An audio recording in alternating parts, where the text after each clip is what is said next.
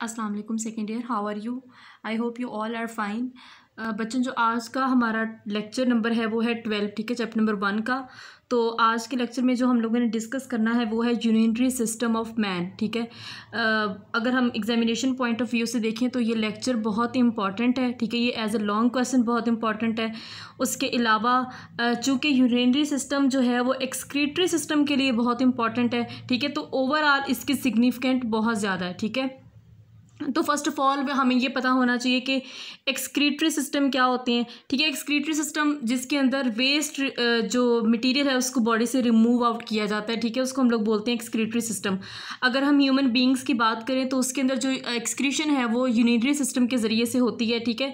तो urinary system के अब बेटा पता है क्या होता है कि जो वेस्ट प्रोडक्ट्स ज़रूरी नहीं है कि उसके अंदर सारे के सारे जो टॉक्सिक मटीरियल्स हैं वही हों, ठीक है। बाज़ दफ़ा हमारी ब्लड के अंदर एक्चुअली वेस्ट मटीरियल्स प्रेजेंट होते हैं, तो उसके अंदर कुछ इंपॉर्टेंट जो हैं हमारे नेसेसरी चीज़ें भी, सब्सटेंसेस भी प्रेजेंट होती हैं, ठीक है, जो कि हमने बॉडी से रिमूव नहीं करनी होती। तो यूरिनरी सिस्टम एक ऐसा सिस्टम है जो कि हमें बहुत इलेबोरेटिव एक्सक्रीशन भी प्रोवाइड करता है, ठीक है, ह्यूमंस के अंदर। और जो एक्स्ट्रा सब्सटेंसेस जो कि नेसेसरी सब्सटेंसेस हैं, ठीक है, वो भी हमारी बॉडी के अंदर ही वो रहती हैं, ठीक है, by this process. First of all we should know कि इस प्रोसेस के अंदर कितने पार्ट्स हैं, ये इसके इंपॉर्टेंट कंपोनेंट्स कौन कौन से हैं। तो यू कैन सी हियर, ठीक है, इसका जो इम्पोर्टेंट पार्ट है वो क्या है। फर्स्ट ऑफ ऑल वो है पेयर ऑफ किडनीज, ठीक है। इसमें किडनीज जो होती हैं वो in the form of pair present होती हैं हमारी बॉडी के अंदर। उसके बाद है यूरेटर, ठीक है, यूरेटर इज़ अ ट्यूब। उसके बाद urinary bladder and then urethra, ठीक है। ये जो चार हैं ये इंपॉर्टेंट पार्ट्स हैं जो कि एक्सक्रीशन में ये यूरिनरी सिस्टम के अंदर बहुत ज़्यादा हेल्प करते हैं, ठीक है। तो फर्स्ट ऑफ ऑल आप लोगों को ना एक जनरल स्ट्रक्चर पता होना चाहिए, ठीक है, यूरिनरी सिस्टम को समझने के लिए और एक्सक्रीशन को ह्यूमन बींग्स के अंदर समझने के लिए, ठीक है। उस स्ट्रक्चर के अंदर कौन सी चीज़ें आ जाती हैं? किडनीज, ठीक है। किडनीज ही बेसिकली आप कह लें कि यूरिनरी सिस्टम के लिए सबसे ज़्यादा इंपॉर्टेंट होती हैं, ठीक है। तो देख लेते हैं कि किडनी के अंदर या हमारा यूरिनरी सिस्टम है उसका ओवरऑल स्ट्रक्चर क्या है, ठीक है। तो ये आप डायग्राम बेटा देख सकते हैं। ये वो दो किडनीज हैं, ठीक है, जो मैंने आपको बताया कि पेयर्स की फॉर्म में प्रेजेंट होती हैं, ठीक है। अब आप यहाँ पे दो तरह की वेन्स देख रहे होंगे, ठीक है। एक ये है जो पिंक और रेडिश से कलर की और एक ग्रीन है, ठीक है। ये नालियाँ हैं, सॉरी वेन्स नहीं, ठीक है। तो जिसमें ये जो रेड कलर की, पिंक कलर की है, इसको हम लोग बोलते हैं आर्टरीज, ठीक है, जो कि ब्लड को लेके आती हैं बॉडी के अंदर। उसके बाद ये जो ग्रीन कलर की है ये वेन्स हैं जो को ब्लड को वापस लेके जाती हैं, ठीक है। ये आप लोगों ने ये पहले भी पढ़ा हुआ है। एक बात ये हो गई, समझ आ गई मेरी बात की। नेक्स्ट देखें, ये बने हुए हैं ग्रीन कलर के दोनों किडनीज के अंदर, ठीक है। ये क्या कहलाते हैं? ये कहलाते हैं रेनल पायरामिड्स। और बेसिकली आपको आगे जाके पता चलेगा कि ये पायरामिड्स इंपॉर्टेंट पार्ट हैं एक्सक्रीशन का सबसे ज़्यादा। समझ आई मेरी बात की? आगे देखिए कि दोनों किडनी से एक एक ट्यूब निकलती है जिसको हम लोग बोलते हैं यूरेटर, ठीक है। यूरेटर जो है वो एंड होती है एक थैलेनुमा स्ट्रक्चर के अंदर जिसको हम लोग कहते हैं यूरिनरी ब्लैडर। यूरिनरी ब्लैडर के नीचे एक छोटी सी ट्यूब निकलती है या पोर आप उसको कह लें, जिसके ज़रिए से एक्सक्रीशन होती है, उसको हम लोग बोलते हैं यूरिथ्रा। आप समझ आ गई, ठीक है। ये इंपॉर्टेंट चीज़ें हैं जो कि आपको पहले पता होनी चाहिए उसके फंक्शन को समझने से पहले। अब एक और बात हम लोग देख लेते हैं, ठीक है। इसके अंदर ये कि ये जो यूरेटर्स होते हैं ना, यूरेटर ये वाले, ठीक है, यूरेटर, ये किडनीज के अंदर ये यूरेटर है ना, तो ये किडनीज के अंदर यहाँ पर जाके एक स्ट्रक्चर बनाते हैं, ठीक है, जिसको हम लोग बोलते हैं रेनल पेल्वस। उसका ये जो स्ट्रक्चर आपको नज़र आ रहा है ये मैं आपको दिखा रही हूँ, ये उसका स्ट्रक्चर है। ये वही यूरेटर है, यहाँ पे जा रही है, जो अंदर ये बना रही है ना ये, ठीक है, इसको हम लोग बोलते हैं रेनल पेल्वस। और ऊपर से इसने इसको किडनी से कवर किया। इसका मतलब ये किडनी के अंदर ये स्ट्रक्चर प्रेजेंट होता है और ये कहाँ से निकलता है? ये रेनल पेल्वस यूरेटर के ज़रिए से बनता है, ठीक है। ये मैंने आपको जनरल स्ट्रक्चर थोड़ा सा समझाया है, ठीक है, कि किस तरह से किडनीज के अंदर कौन कौन सी चीज़ें इंपॉर्टेंट होती है और कौन कौन सी चीज़ें प्रेजेंट होती हैं, ठीक है। अब आगे हम चलते हैं कि इम्पॉर्टेंट वो कौन सा स्ट्रक्चर है जिसके ज़रिए से एक्सक्रीशन होती है, ठीक है। तो यहाँ पे आप लोग ये देख रहे थे पायरामिड, हम लोगों ने देखा रेनल पायरामिड जिसको बोलते हैं। अगर हम इस पिरामिड को उठाकर यहाँ पे ले आएँ तो हमें इसका वाजिया और हमें इसका सिंगल तरह से ना सेपरेट करके स्ट्रक्चर को देख लेते हैं। और ये पिरामिड ही सबसे ज़्यादा इम्पॉर्टेंट है एक्सक्रीशन में, ठीक है। अब आप पिरामिड के अंदर ये छोटी छोटी सी ट्यूब्यूल्स देख रहे होंगे, ठीक है। Basically these tubules are nephrons, ठीक है, इनको बोलते हैं नेफ्रॉन। ये सारे के सारे जो ट्यूब्यूल्स हैं ये नेफ्रॉन्स हैं। और नेफ्रॉन्स क्या है? Nephrons are the basic structural and functional unit of kidney, ठीक है। अगर हम किडनी के फंक्शन को देख लें या नेफ्रॉन के फंक्शन को देख लें, एक ही बात है, समझ आई। अब आगे हमने देखना है नेफ्रॉन के स्ट्रक्चर को, ठीक है बेटा, आपने गौर से समझनी है सारी चीज़ें इसकी। अब हमने यहाँ से एक सिंगल नेफ्रॉन को देखना हो कि नेफ्रॉन का स्ट्रक्चर किस तरह से होता है, तो हम उसको यहाँ पे ले आए। ये पूरे एक नेफ्रॉन का स्ट्रक्चर है, जर्नल सा। इसके अंदर भी चीज़ें होती हैं, वो मैं आगे आपको बताऊंगी, ठीक है। ये पूरा एक नेफ्रॉन का स्ट्रक्चर है, समझ आई। यहाँ से हमने ये जो ट्यूब्यूल्स इसके अंदर पिरामिड के अंदर है, यहाँ से हमने उठाया एक नेफ्रॉन और यहाँ पे इसको मैंने ड्रॉ कर दिया। ये पूरा एक नेफ्रॉन का स्ट्रक्चर है। Actually this is a tubule, ठीक है। नीचे भी लिखा हुआ है नेफ्रॉन क्या है? Structural and functional unit of kidneys. हमने अब यहाँ पे सिर्फ एक दफ़ा स्ट्रक्चर को डिस्कस करना है। हमने क्या चीज़ डिस्कस करनी है? स्ट्रक्चर को, ठीक है, कि नेफ्रॉन का स्ट्रक्चर क्या होता है। उसके बाद हम इसके फंक्शन की तरफ आएंगे। समझ आ गई मेरी बात की? तो देखते हैं कि नेफ्रॉन का जो है स्ट्रक्चर क्या होता है, इसके अंदर कौन कौन सी चीज़ें होती हैं, ठीक है। अच्छा, अब हम यहाँ से बात शुरू करते हैं, ठीक है। कहाँ से? यहाँ से। ये जो चांद नुमा एक स्ट्रक्चर बना हुआ है ना, यहाँ से नेफ्रॉन का स्ट्रक्चर शुरू होता है, ठीक है। इस चांद नुमा स्ट्रक्चर को हम लोग बोलते हैं बोमेन्स कैप्सूल, ठीक है। ये जो बोमेन्स कैप्सूल की ये वाली लेयर होती है ना, ये बहुत थिन होती है, इससे कोई भी चीज़ ईजिली पास कर सकती है, ठीक है। उसके बाद ये दो तरह की आर्ट्रियोल्स आती हैं, एक ये वाली और एक ये वाली आर्ट्रियोल। समझ आई मेरी बात की? ये दो आर्ट्रियोल्स आ रही हैं, ठीक है। जो ऊपर वाली आर्ट्रियोल है उसको बोलते हैं एफरेंट आर्ट्रियोल्स, ठीक है। ये जो एफरेंट आर्ट्रियोल्स होती है ना, इसकी ये जो ओपनिंग होती है ये वाली, ये बड़ी होती है, थोड़ी सी वाइड होती है, ठीक है। ये जो नीचे एक ट्यूब्यूल है इसको बोलते हैं इफरेंट आर्ट्रियोल। इसकी ये जो एंड्स होते हैं ये पतले होते हैं, ये नैरो होते हैं, ठीक है।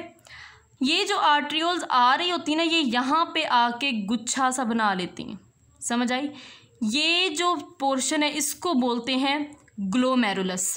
इसको क्या बोलते हैं? ग्लोमेरुलस। अब क्या हुआ कि यहाँ पे आके ये गुच्छा सा बना लेते, जो कि मैंने आपको पहले ही बताया कि ये एंड बड़ा है और ये छोटा एंड है, जिसकी वजह से अभी ना आर्ट्रियोल्स के अंदर क्या मूव हो रहा है? ब्लड, ठीक है। ये एंड बड़ा है, ये छोटा है। ये छोटा होने की वजह से यहाँ पे प्रेशर बिल्ट हो जाता है ब्लड के अंदर। यहाँ पे इन आर्ट्रियोल्स के अंदर ब्लड का प्रेशर बिल्ट हो जाता है, समझ आई। अब इस प्रेशर का क्या काम है ये मैं आपको आगे समझाऊंगी, ठीक है। अब ये समझ आ गई। हम सिर्फ यहाँ पे स्ट्रक्चर देख रहे हैं। ये क्या है? ये ग्लोमेरुलस है, ये बोमेन्स कैप्सूल है, ठीक है। इसकी थिन लेयर होती है जिससे हर कोई चीज़ आसानी से चीज़ें पास हो सकती हैं, समझ आ गई। उसके बाद ये एक ट्यूब्यूल निकलती है, ठीक है। और ये मुड़ी हुई ट्यूब्यूल्स हैं, इस वजह से इनको कहते हैं कॉन्व्यूलेटेड ट्यूब्यूल्स, ठीक है। कॉन्व्यूलेटेड ट्यूब्यूल्स, इसको ट्यूब्यूल्स बोलते हैं। अच्छा, यहाँ पे मैंने लिखा हुआ है प्रॉक्सिमल कॉन्व्यूलेटेड ट्यूब्यूल। प्रॉक्सिमल का मतलब होता है पहले आने वाली चीज़, ठीक है। ये इस जो ट्यूब्यूल्स ये जो चांदनुमा स्ट्रक्चर है जिसको बोमेन्स कैप्सूल का अगर इसके साथ प्रेजेंट है तो इसको बोलते हैं प्रॉक्सिमल कॉन्व्यूलेटेड ट्यूब्यूल्स, ठीक है। अगर अब उसके बाद पहले देख लेते हैं क्या आता है। उस ट्यूब्यूल के बाद आता है ये जो यू शेप्ड स्ट्रक्चर है, ठीक है। इसको बोलते हैं लूप ऑफ हेनले, समझ आई। उसके बाद फिर वही एक ट्यूब्यूल आ जाती है जो कि मुड़ी हुई, इसको बोलते हैं डिस्टल कॉन्व्यूलेटेड ट्यूब्यूल। डिस्टल का मतलब होता है जो थोड़ी दूर प्रेजेंट हो, ठीक है। अब इस बोमेन्स कैप्सूल से जो ट्यूब्यूल नज़दीक प्रेजेंट थी उसको प्रॉक्सिमल बोल दिया, जो दूर थी थोड़ी उसको बोल दिया डिस्टल, लेकिन है दोनों कॉन्व्यूलेटेड ट्यूब्यूल ही हैं, समझ आई। उसके बाद कॉन्व्यूलेटेड ट्यूब्यूल से एक और ट्यूब्यूल निकलती है जिसको हम लोग बोलते हैं कलेक्टिंग डक्ट। यहाँ पे नेफ्रॉन का स्ट्रक्चर शुरू हो जाता है। ये जो पार्ट है ना, ये वाला पार्ट, ठीक है, ये दोबारा से नेफ्रॉन का स्ट्रक्चर इसी तरह से शुरू हो रहा है, समझ आएगी मेरी बात की, ठीक है। ये था पूरे नेफ्रॉन का स्ट्रक्चर, ठीक है। अब हमने आना है इसके फंक्शन की तरफ। तो 3 मेन चीज़ें होती हैं इसके फंक्शन में। लेट्स सी, ये ठीक है, ये इसका फंक्शन है, नेफ्रॉन का फंक्शन। तो इसके अंदर हमने क्या क्या देखना है वो हम लोग देख लेते हैं। फर्स्ट ऑफ ऑल, नेफ्रॉन का जनरल फंक्शन की बात करें तो उसके अंदर आ जाता है osmoregulation, excretion of waste products, उसके बाद यूरिन फॉर्मेशन। ठीक है, ओस्मो रेगुलेशन मतलब ये वाटर एंड साल्ट्स का बैलेंस करता है, एक्सक्रीशन ऑफ वेस्ट प्रोडक्ट्स, उसके बाद यूरिन फॉर्मेशन। यूरिन फॉर्मेशन जो है इसका सबसे इंपॉर्टेंट फंक्शन है, ठीक है, नेफ्रॉन्स का। यूरिन फॉर्मेशन किस तरह से होती है, 3 तरीके हैं इसके। फर्स्ट ऑफ ऑल है फिल्ट्रेशन। अब क्या होता है फिल्ट्रेशन के अंदर, जो हमने पीछे देखा था ग्लोमेरुलस पार्ट, वो सबसे ज़्यादा इंपॉर्टेंट होता है। ठीक है, ब्लड के अंदर वेस्ट प्रोडक्ट्स होते हैं। ठीक है, मैंने आपको बताया कि वहाँ से 2 आर्ट्रियोल्स निकलती हैं, एफरेंट आर्ट्रियोल और इफरेंट आर्ट्रियोल। ठीक है, और वो जो वुमेन्स कैप्सूल था जो चांद की शक्ल का था, उसकी जो लेयर होती है वो बहुत थिन होती है, जो आउटर कवरिंग होती है। अब क्या होता है, ब्लड में से वेस्ट प्रोडक्ट्स जो है वो निकल के वहाँ से पास होके वुमेन्स कैप्सूल के अंदर चले जाते हैं। अब एक और चीज़, वुमेन्स कैप्सूल के अंदर जो वेस्ट प्रोडक्ट्स जाते हैं उसके अंदर सिर्फ वेस्ट प्रोडक्ट्स नहीं जाते, उसके अंदर कुछ काम की चीज़ें भी चली जाती हैं जो कि बॉडी के लिए ज़रूरी होती हैं। ठीक है, फिर क्या होता है, अब यहाँ पे लिखा हुआ है into Bowman's capsule due to ultrafiltration. Ultrafiltration क्या होता है, जो वहाँ पे प्रेशर बिल्ट हो रहा था ना, ठीक है, मैंने आपको बताया था एफरेंट आर्ट्रियोल्स का जो एंड होती है वो होती है थोड़ी वाइड होती है, और जो इफरेंट आर्ट्रियोल होती है उसका जो एंड होता है उसका वो नैरो होता है। तो वहाँ पे ब्लड का प्रेशर बन जाता है, उस प्रेशर की वजह से ही तो वेस्ट प्रोडक्ट्स जो है वो मूव करके जाते हैं वुमेन्स कैप्सूल के अंदर। डेफिनेटली जब प्रेशर बिल्ट होगा तो वहाँ से वेस्ट प्रोडक्ट्स निकलेंगे, और वुमेन्स कैप्सूल की जो आउटर कवरिंग में चूंकि वो बहुत थिन है तो वो आगे पास कर जाएंगे। ठीक है, लेकिन अब देखिए यहाँ से सिर्फ स्मॉल मॉलिक्यूल्स एंटर हो सकते हैं। ठीक है, जैसे ब्लड के अंदर रेड ब्लड सेल्स भी तो प्रेजेंट होते हैं, इस तरह के मॉलिक्यूल्स नहीं एंटर हो सकते, लेकिन जैसे वाटर, ग्लूकोज, ये चीज़ें बॉडी के अंदर एंटर वुमेन्स कैप्सूल के अंदर हो सकती हैं। ठीक है, अब जो वहाँ पे मैंने आपको बताया था जब प्रेशर बिल्ट होता है ना, तो वहाँ जो पार्ट होता है उसको हम लोगों ने कहा था ग्लोमेरुलस। ग्लोमेरुलस का फंक्शन क्या है, उसने उन सारी ब्लड को फिल्टर करना है। ठीक है, फिल्टर होने के बाद जो चीज़ें वुमेन्स कैप्सूल के अंदर जाती हैं उसको हम लोग बोलते हैं फिल्ट्रेट। समझ आई। नेक्स्ट क्या है, एक्टिव सिक्रेशन। ठीक है, अब क्या होता है कि कुछ जब वेस्ट प्रोडक्ट्स अल्ट्रा फिल्ट्रेशन के ज़रिए से ग्लोमेरुलस के ज़रिए से फ़िल्टर होके वहाँ चले जाते हैं वुमेन्स कैप्सूल के अंदर, तो अभी भी कुछ चीज़ें उसके अंदर ब्लड के अंदर रह जाती हैं जो कि टॉक्सिक होती हैं। अब वो, क्योंकि मैंने आपको बताया कि वो बड़ी थिन होती, तो कुछ चीज़ें तो पास कर जाती हैं लेकिन कुछ नहीं करती। जो चीज़ें रह जाती हैं उनको भी तो कैच करने का कोई मेथड होना चाहिए ना। तो वो किस तरह से होती हैं, वो एक्टिव सिक्रेशन के ज़रिए से होती हैं। वो किस तरह से होती हैं, एक्टिव सिक्रेशन के ज़रिए से होती हैं। ठीक है, उसमें कौन कौन सी चीज़ें आ जाती है, hydrogen ion, calcium ions, drugs arteries के ज़रिए से। ठीक है, उसके बाद लूप ऑफ हेनले में ये चले जाते हैं, क्योंकि आपको पता है कि उसके बाद लूप ऑफ हेनले का पोर्शन आता है। जो लास्ट पार्ट है, फंक्शन है उसका नेफ्रॉन का, वो है रीएब्जॉर्प्शन। ठीक है, ये वाला रीएब्जॉर्प्शन।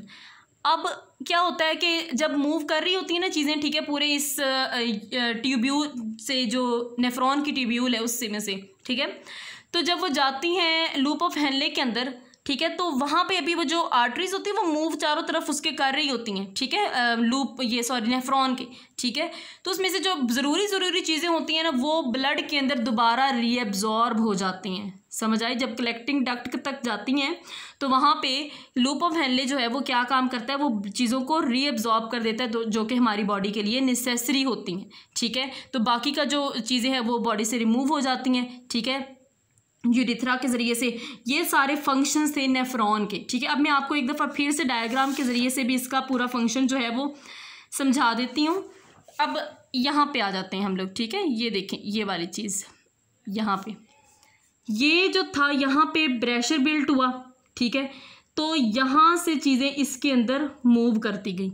ठीक है, इसके अंदर ये जो वुमेन्स कैप्सूल, ठीक हो गया। उसके बाद यहाँ पे आई, फिर ये लूप ऑफ हेनले में आई। ठीक है, ये जो फिल्ट्रेट था, फिर यहाँ पे ये होती है ना, ये मूव कर रही होती है, ये वाली जो आर्टरी है यहाँ पे भी मूव कर रही होती। समझ आई मेरी बात की। ठीक है, जब आर्टरीज के ज़रिए से इस डक्ट के अंदर चीज़ें जाती हैं ना, ठीक है, उसको हम लोग बोलते हैं सिक्रीशन। लेकिन जब लूप ऑफ हेनले से वापस आर्टरी के अंदर वापस ब्लड के अंदर चीज़ें आती हैं तो उसको हम लोग बोलते हैं रीएब्जॉर्प्शन। समझ आ गई मेरी बात की, ये आपको समझाना ज़रूरी था पॉइंट। फिर उसके ज़रिए ये कलेक्टिंग डक्ट के ज़रिए से और यूरिथ्रा के ज़रिए से जो बॉडी से चीज़ें मूव हो जाती है और यहाँ से दोबारा इसका स्ट्रक्चर जो है वो स्टार्ट हो जाता है। ठीक है, उम्मीद है बेटा कि आपको इसकी समझ आ गई होगी। इसका जो नेक्स्ट पार्ट है वो हम लोग नेक्स्ट लेक्चर के अंदर डिस्कस करेंगे। तब तक के लिए अल्लाह हाफिज़।